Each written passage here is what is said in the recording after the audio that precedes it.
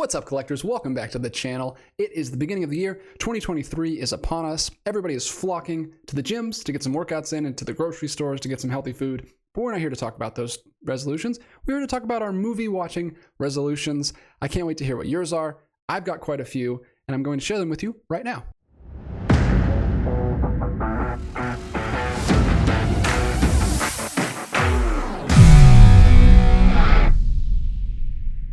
All right, guys, here we are back again. I've got my good friend Connor with me. And today I had an idea. Connor, actually, you gave me this idea because every year, or at least for the last couple of years, you've been setting kind of these resolutions for yourself, specifically around the topic of film. And I have never done this, and I actually want to do it this year. So today we are going to be talking about our movie watching resolutions, maybe even movie collecting resolutions. I don't know. We haven't talked about this, but anything in the realm of movies, any kind of goals or resolutions that you have this year, we're going to talk about it right now. I don't think this will be too long of a discussion, but I have put pen to paper and I've actually written down a handful of these, and I think I can accomplish all of these. I don't know how lofty your goals are for this year. You'll tell me in a second. But I think mine I can manage. I was looking back through my Letterboxd stats from last year and looking at how many things I was able to get in. And I think I can manage this without completely like disrupting my normal watching habits, like with my wife and with my family. I don't want to just like lock myself in a room and do this. I still have other obligations as a father and husband. But I think I can do it. If you say so. But yeah, so I've got mine. You've got yours. You ready to talk about them? I do. All right. I don't know how we want to do this. I'll give the floor to you and let you talk about your 2022 film resolution.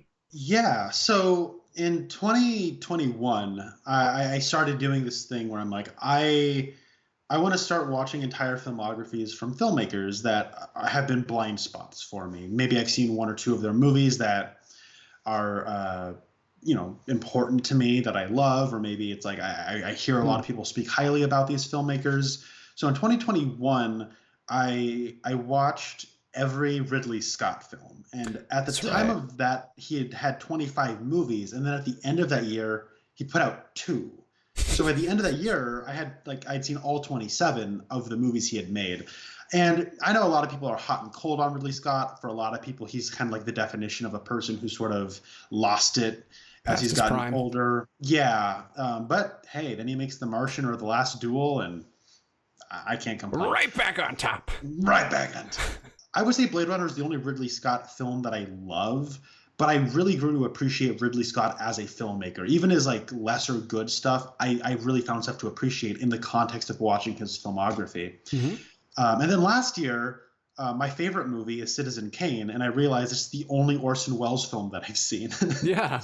And it felt wrong that like I hadn't seen any more of his stuff. So my New Year's resolution last year, I had 3 of them, one of which was to lose 42 pounds. I ended up losing like over 50, which is cool. I went an entire 365 days without chocolate or sweets or candy or sugar, like my vice.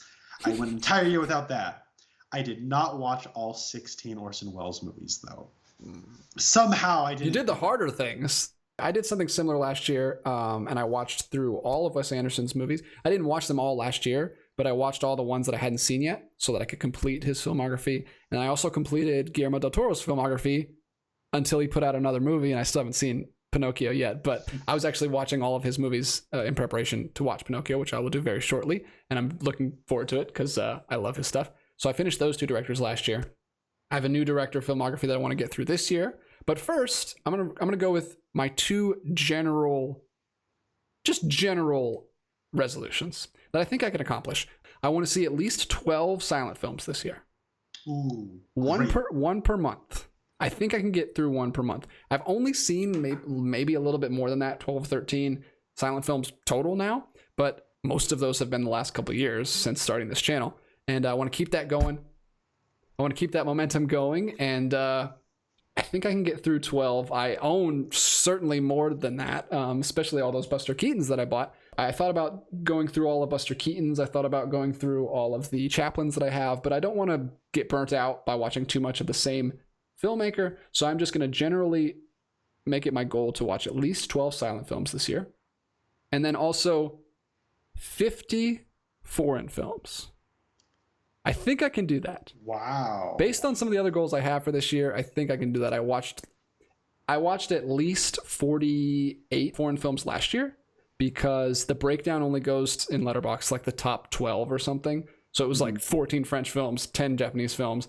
So I don't know how many foreign films I watched last year. If there's an easy way to figure that out in Letterboxd, someone let me know in the comments, because I wasn't able to figure it out in preparation for this video. But I watched about 50 foreign films last year. So I think I can pull that off again. So those are my general, just like non-specific overall at the end of the year. I would like to have seen 12 more silent films and have added 50 more foreign films to my diary on Letterboxd.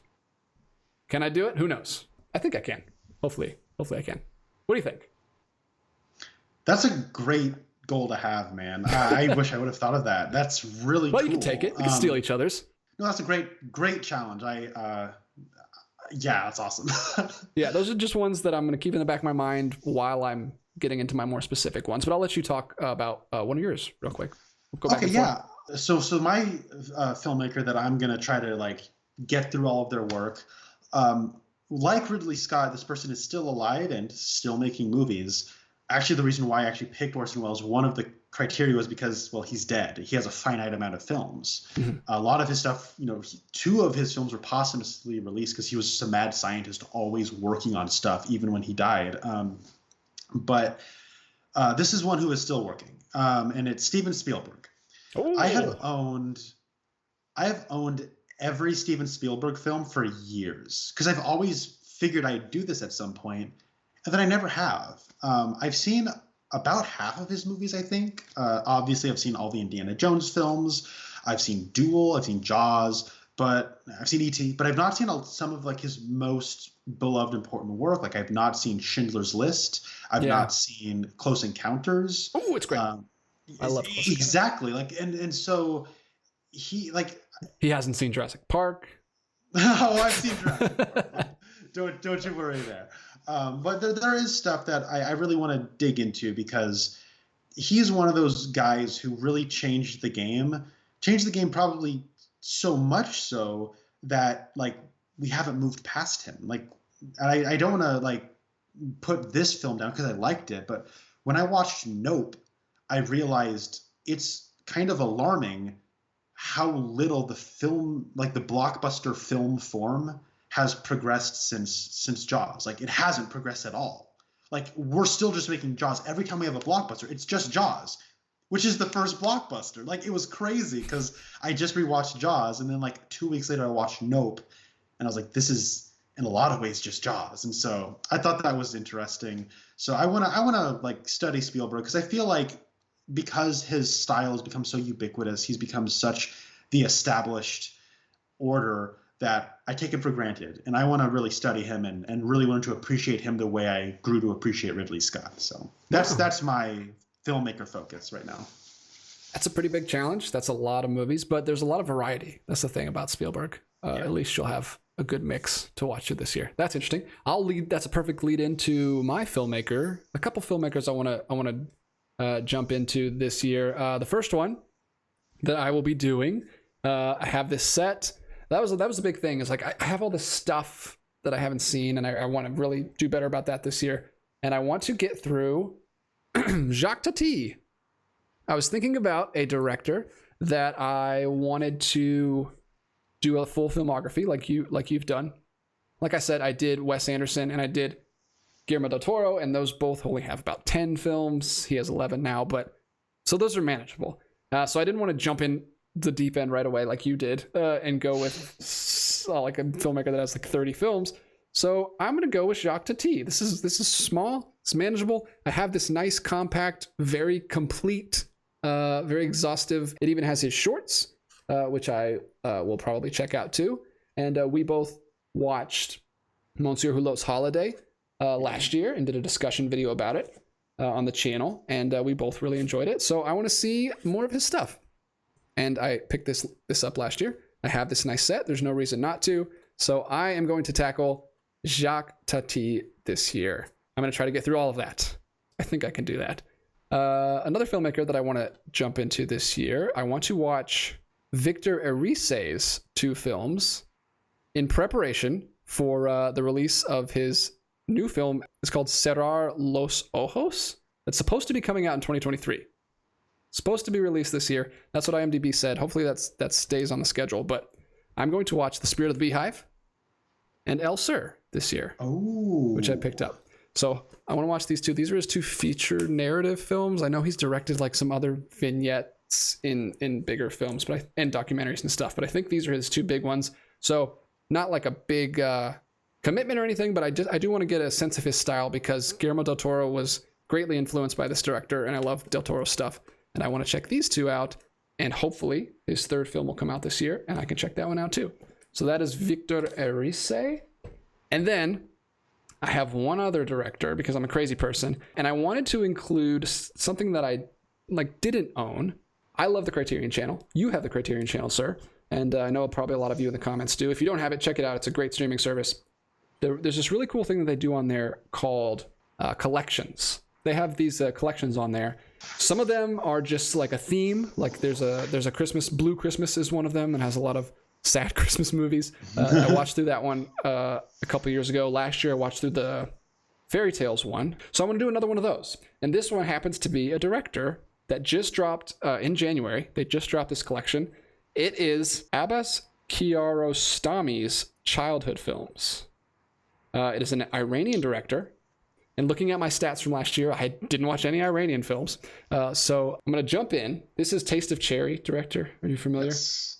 So this is him. But this is apparently a theme that kept coming up in his films, especially early films, was about childhood and films about children. And that strikes a chord with me most of the time. I love watching films about childhood. I love constantly thinking about parenting, specifically raising them and what to show them in film and stuff, which I talk about quite a bit on this channel. So I'm excited to jump into this. This was a last minute one today. I was looking at the Criterion Channel. I was like, I want to include a collection. So I want to jump into his films. It's only I think it's 5 feature films, and then it has a lot of his shorts on there too. So I think I can manage this. This guy is highly recommended by Akira Kurosawa. He is part of the Iranian New Wave, which has been compared to Italian neorealism, which I am also very interested in because I watched a lot of Pasolini films last year. So it's kind of the same thing. It's kind of like ordinary people in everyday life, and he also casts some non-actors like Pasolini did. So I don't know. It's kind of hit me in the sweet spot, and I think I'm going to really enjoy this. This is kind of a soft resolution because if I watch a couple of his films and his style is just not for me, I don't know if I'll continue, but I'm hoping that all the cards are saying that I could really like his stuff. So I'm hoping that really works for me and I can get through his films, because I think that's another manageable goal. So the big one is Jacques Tati. I think I can knock out Erice's 2 films, and then I'm excited to check out Kiarostami's stuff too, because that's kind of the new thing I'm into right now. So hopefully that carries through the year. Yeah, when you were talking and we were going through the stats, you were saying, I want to, look into more Middle Eastern stuff. That was immediately where my mind went to. A lot of people, I didn't mention it because I didn't know his last name. I know his first name is Abbas, and I didn't know, but people talk about his work like it's next level. It's not as old and as deified as I think someone like Tarkovsky is, but people talk about him with a similar reverence. I just think he doesn't have as much exposure as someone like Tarkovsky, but I'm going to be watching Taste of Cherry pretty soon. So sweet. I may be wanting to seek out his other work. So tell me how his childhood work is. Will do. And then check out that collection on the channel if you have it. We are not sponsored by Criterion Channel, obviously. I just like the streaming service, and I think they do cool stuff. So that's what I'm going to be watching it on. I don't own any of his films. Hopefully I like some of his films enough to purchase them in the next sale. That would be great. So those are my filmmakers that I'm embarking on this year. None of them as many films as Spielberg, but collectively, it's a pretty good number. So I'll have to put some work in. You've got those directors. You've got silent films. You've got... foreign films, you got your work cut out. Those will all double as foreign films. So that's true. That is true. My next one, just hearing you say that, I'm just going to throw in like a random New Year's resolution here that I'm just coming up with on the spot. Well, it's on video, so you have to do it now. Yeah, here we go.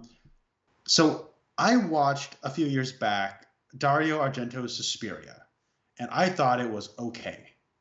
It was not my thing intrinsically, like the style of it. I get why it's alluring to people. Mm-hmm. It just kind of, for a lot of people, his style contributes to a dreamlike feel. And it was alienating to me in a way that like it pushed me out the way it sucks other people in. Yeah. But that's the only Giallo film I've seen. And I was listening to Quentin Tarantino's podcast where he actually had Eli Roth on. Now, I'm not a big fan of Eli Roth as a filmmaker. His work I find to be kind of off-putting. But I could listen to that man talk about horror movies all day long. He has this very detailed, like, history book style, like, knowledge, academic knowledge of that. And actually, Giallo was made possible because of Pasolini just completely reducing the effectiveness of Italian censors to nothing. So a lot of people who are making spaghetti westerns started making Giallo. And he talks about it like it is basically it's opera, but instead of big song numbers, it's murder scenes. And so I did not have that frame of reference about like the history and the context of what Giallo is. And that's been making me want to go out and seek out more Giallo. So I think setting a number is pretty good. I want to see 20 Giallo films. And I want to try to seek out. Number.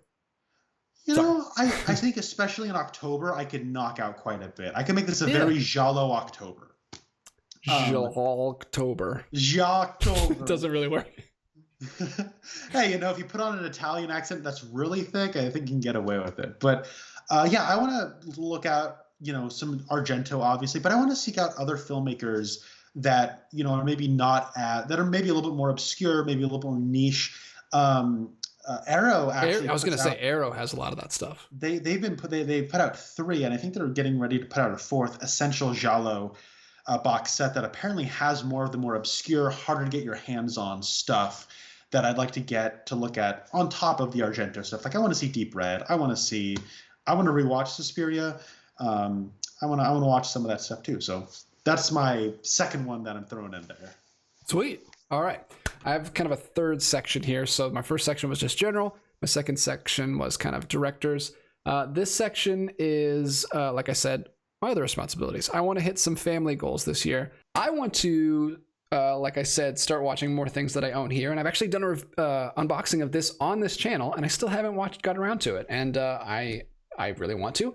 This is the Irish Folklore Trilogy from Cartoon Saloon. I did an unboxing of this. It's a gorgeous set. Got a lot of cool feedback on people that didn't know about this. It's from Cartoon Saloon, and these are supposed to be very beloved Irish films. They are The Secret of Kells, Song of the Sea, and Wolfwalkers. I've actually I watched about half of Wolfwalkers when I first got Apple TV Plus, and for whatever reason, I didn't get around to finishing it. I think I started watching with my kid, and I don't think he was quite old enough yet, so I kind of stopped and I never got back to it. But whether I watch these with my kids or not, I do want to get through these this year because I love animation. They'll also count as foreign films, and I am very excited to check these out. Especially Secret of Kells is about a very interesting topic to me. I don't know much about Song of the Sea, but I'm excited to check those out. I've heard nothing but good things about them, and that's just a small, easy trilogy and a manageable goal that I can get to.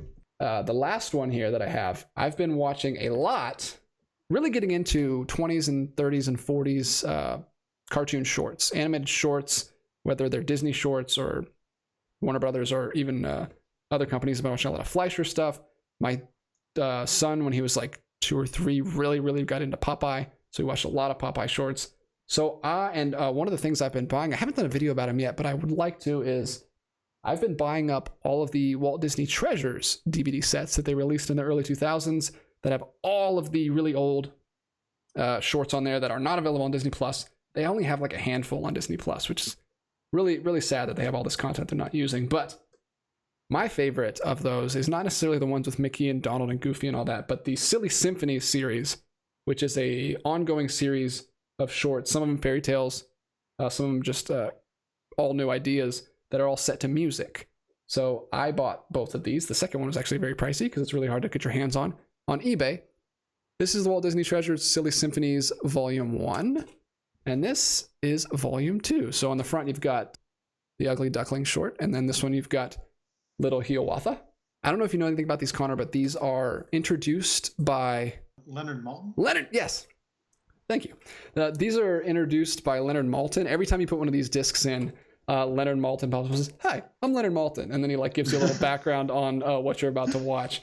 So these are packed. I love these. They come in these metal tins, but they're just these regular cases right here. I keep them out of the tins because the tins don't look great on the shelf. I want to find some way to display those eventually, but they come in these little 2-disc cases. And they're jam-packed. There's so many shorts on here, and they're all divided. And you can watch them in chronological order or alphabetical order. I'm really glad they put these out. I don't know if these will ever get Blu-ray releases. I don't know if they'll ever get on Disney Plus. So I haven't even said what the goal is. I'm gonna try to get through all of these, all of the Silly Symphonies. It's a manageable goal because I've seen a good bit of them already, but I want to complete. I have a list on Letterboxd that somebody put up. Thank you, whoever did that, because they listed all of them, and you can little switch on the switch on Letterboxd to see which ones you haven't seen yet. And I'm just going to finish all those. My son really loves those, and I want to watch the rest of those with him. So that is my last one. 7 goals, but like I said, they're all pretty manageable. I think I can get through them. That's awesome. And honestly, like early animation and Disney and like kind of the splash they made, that's actually a big blind spot for me. At some point, I know I'd like to just sort of quest my way through the history of at least North American animation. Watch, like, because I grew up watching Snow White and the Seven Dwarfs, but it's been 20-ish years since I've seen that, and maybe 25 years. Jeez, it's been so long. But wow, yeah, that's one of my favorites that I grew up with. Yeah, me too. Dopey, all-time best Disney character is Dopey. But I recommend checking out Fleischer's Studios' Gulliver Travels. Also came out in 1939. And it's so similar to Snow White. It's really cool. It was really cool to go. I watched that in just in October, and I actually bought the Blu-ray put out by Thunderbean. Thunderbean put out a Blu-ray of that. It's in public domain, so I think there's a couple different ones. But yeah, it's great. I watched it on TCM, and it's like, whoa, this is like in the same world as Snow White. Like the animation looks the same. It's a little different because it's not, but because Disney and Fleischer had their own house styled. But it's very weird to see an animated movie that reminded me of Snow White so much, because it was basically the only house in town doing theatrical stuff was Disney at the time. But Fleischer got it in. So everybody go check out Gulliver's Travels, because that's a really cool movie. But I know at some point I'm going to want to go through those Silly Symphonies, because I've seen none of them, like, at all. And hey, maybe I'll just need to crash over in Atlanta and just, spend a weekend just binging all the Silly Symphonies. They're a lot of fun, man. And you can... especially if you're into animation or if you're an artist at all, the techniques are insane. Like the fact they were doing this stuff in the 20s is I'll put together like a top 10 list, and next time you come over, we'll check them out. Cool. I'll put together the best ones for you, because there's some really cool ones. And I like the Silly Symphonies because they're not like a series. You can just jump in and out. They're all completely their own story. They're just nice little 11-minute short stories that have nothing to do with anything else, and you can. Mm-hmm. And also a lot of them are based on fairy tales, so of course I'm gonna jump on that. But yeah, yes. I thought of that one because I've seen a good bit of those. I thought briefly about like watching all the Walt Disney Treasures that I own, and I was like, that's gonna be a lot. Let's just stick with the Silly Symphonies. I wish I had looked at the number to see how many I have left to watch, but it's probably something I can do. But what's your last one? Oh yeah, my last one is not really a movie watching one. It's more of just a personal goal. I'd like to be a filmmaker. I'm like an amateur independent filmmaker, and my goal this year is, last year I had 2 really difficult goals that were personal, kind of lifestyle related things, and this year I'd like to make 3 short films, and wow, that's awesome. I don't know what they're going to be. Well, I know what one of them's going to be.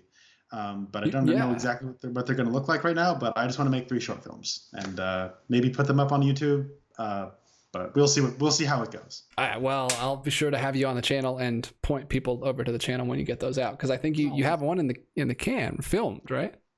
Oh, I do. That will not count as one of them. Oh, okay. It's more of like a within this year conceptualize, shoot, edit, get finished 3 of them. Oh, okay, I don't want to cheat by taking something I shot last year, then being like, I kind of slept on it. I'll just edit it together, and now it's one of them. That's okay. Wow, 3 like written and shot in 1 year. That's a big goal. Yeah. That's good.